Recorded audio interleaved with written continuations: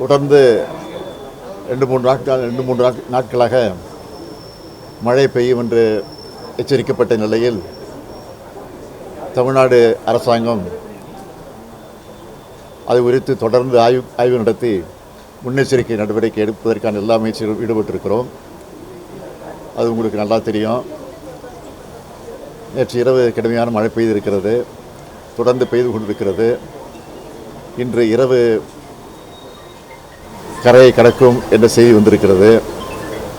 ஆக இந்த நிலையில் நம்முடைய கண்ட்ரோல் ரூமிலே நாங்கள் சென்னை மாநகராட்சியினுடைய ஆணையர், காஞ்சிபுரம், திருவள்ளூர், ராணிப்பேட்டை, செங்கல்பட்டு ஆகிய ஆட்சித்தலைவர்களோடு தொடர்பு கொண்டு அங்கே இருக்கக்கூடிய நிலவரங்களை எல்லாம் கேட்டு தெரிந்து கொண்டோம்.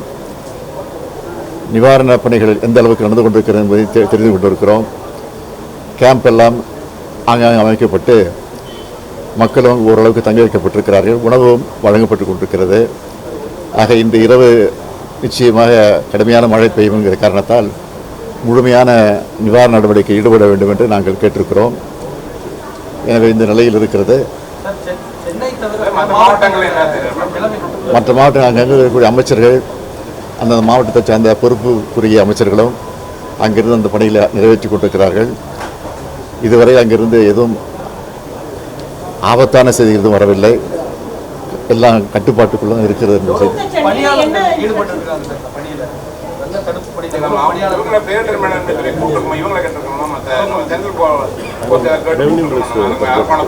வருவாய்த்துறை அமைச்சர் நீட்டாக சொல்லுவார்.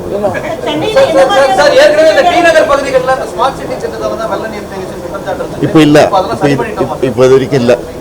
இப்போ உடனே வடிஞ்சிட்டு இருக்கலாம், ஒன்றும் பிரச்சனை இல்லை.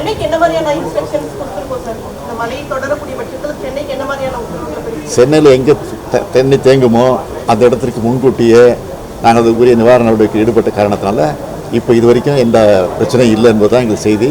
அப்படி இருந்தாலும் அதை சமாளித்துக் கொள்வோம்.